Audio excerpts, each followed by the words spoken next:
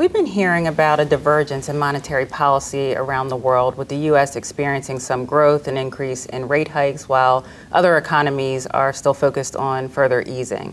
What's Vanguard's view on all of this? Well, I'd say that I think, broadly, this notion of policy divergence, Noni, in our opinion, is just a misnomer.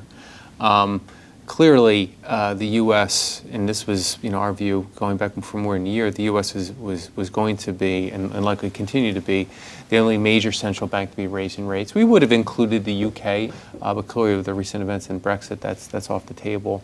But I think there's a lot of hand-wringing in the sense of the U.S., that the Federal Reserve may be raising rates, the ECB and the Bank of Japan in negative territory and potentially pressed to go further, that's somehow both profound and extremely distortionary going forward. I'd say when we've taken a step back and we've looked at historically, first of all, there's been great, much more market differences between where the U.S. short-term interest rate is and those of Europe and Japan, much more so in the past than it is today. The actual thing what's profound is that everyone is close to zero, at or below or slightly above zero. That's the profound. So if anything, there's been a convergence and monetary policy, which I think speaks to the global conditions we're in, with still some deflationary bias in the world from China, growth that on a cyclical basis still could be a little bit stronger in some areas of the world.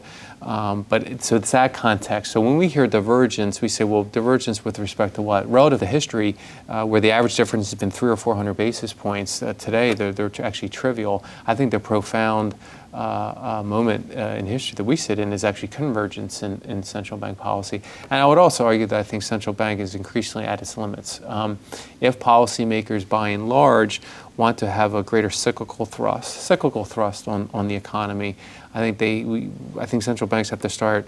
I think they've earned the right to kind of push back to their fellow policymaking peers and start thinking about, fiscal policy with respect to either infrastructure spending or, more importantly, for every major economy. I think there's some structural reforms that may not show up in the GDP numbers for this year, but could very well have a longer-term boost to various economies around the world. So I think we're going to hear more of that because I think we do. I'm personally of the view that negative interest rates are a mistake.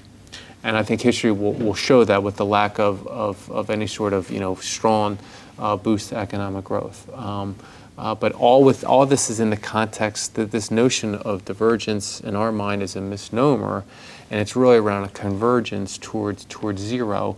And what's next? I think we will need to see, potentially pairing of other levers from policymakers writ large if we're going to see, stronger growth at the margin.